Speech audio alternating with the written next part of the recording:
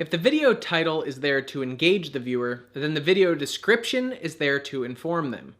Something you have to keep in mind when making YouTube videos is that the majority of your viewers are completely unfamiliar with you or your work.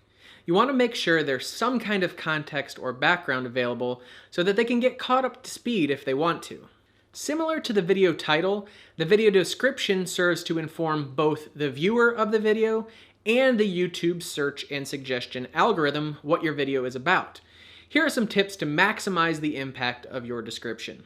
Be sure to include your main 1 or 2 keywords or topics covered in the first 2 sentences of your description. Not only are the first few words heavily weighted by the YouTube search engine, but they're also often the only thing a potential viewer will see when they search for a video. Below each video title, you can see there is the name of your channel, how old the video is, how many views it has, and then 2 lines of your video description, the first 2 lines. Use this to your advantage. Don't write in a robotic language. Use sentences that make sense to a reader. YouTube can see through a stream or block of keywords and will disregard them in the algorithm. Write for humans, not for computers. 2. Don't duplicate your title in the description. Between the title and the video description preview on the search page that we just talked about, you have a total of 3 lines to convince a potential viewer to click on your video. Duplicating your title word for word in the description would just be a waste of space.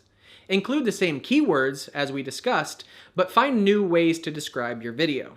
Example, with our title, Is the Instant Pot Worth It? We might make a description that says, I put my new Instant Pot to the test. Can you really cook food faster that tastes better with this $50 kitchen gadget? As you can see, we used the same keywords as our title, but we expanded it and made it more interesting for the viewer to read. After your initial 2-line teaser in the description, be sure to include a biography about yourself. This has been recommended to us over and over by our YouTube manager, and it makes perfect sense.